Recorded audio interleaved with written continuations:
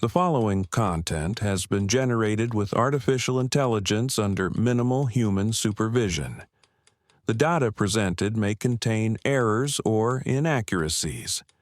The opinions expressed in this content do not necessarily reflect the vision, position, or values of DigiAll. We recommend verifying critical information with additional sources before making decisions based on this content.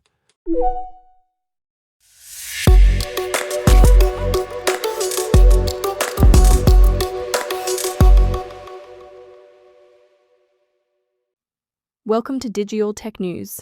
Today is Tuesday, March 10th, 2026. I'm Kylie Brooks, and this is where technology becomes clear and engaging. Anthropic takes the US government to court over being labeled a supply chain risk after refusing to allow unrestricted military use of its AI tools like Claude.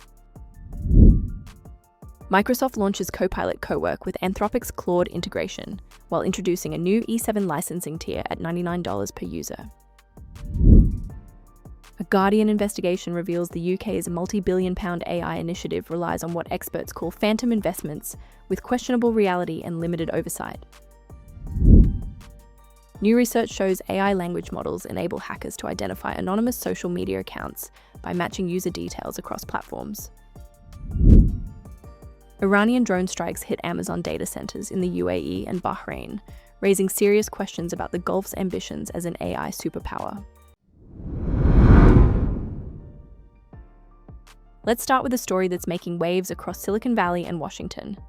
Anthropic, the AI company behind the popular Claude assistant, is suing the US government in a first-of-its-kind legal action.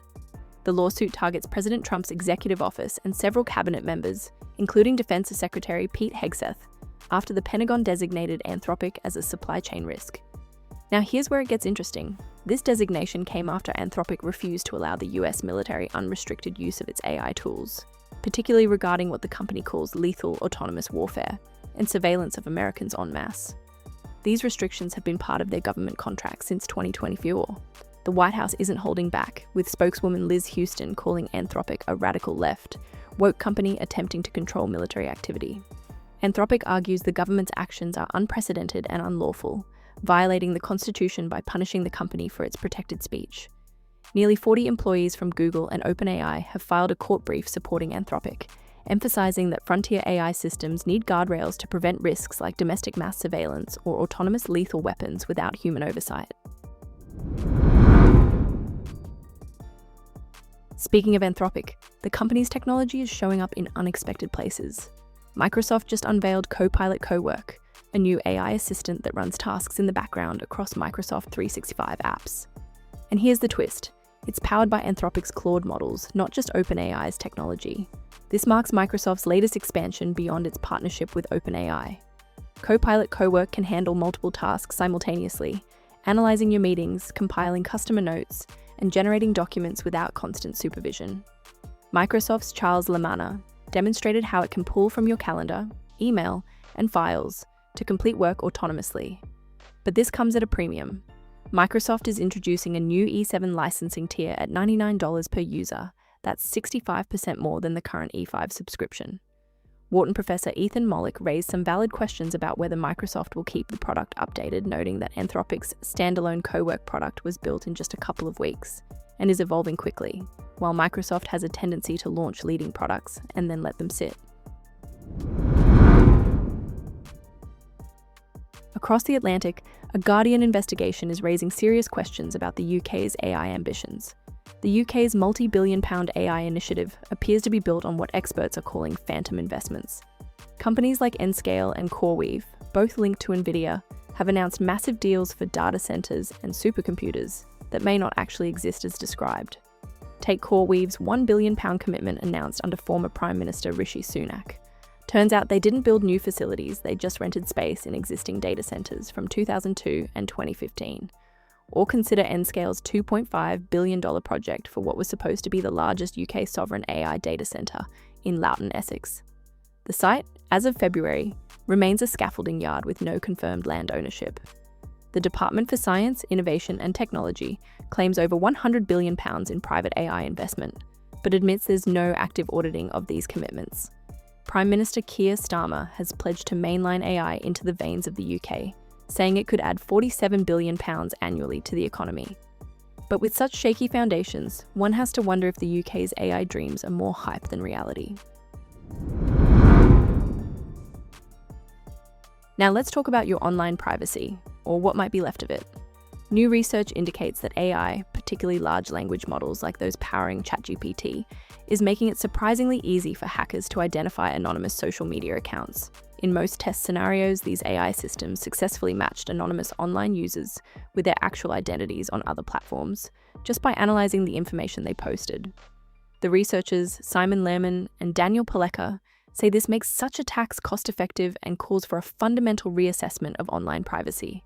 Here's how it works. An AI scrapes available information from an anonymous account, things like mentioning you walk your dog Biscuit through Dolores Park, and then searches elsewhere for these same details, matching the anonymous handle to a known identity with high confidence. The implications are concerning.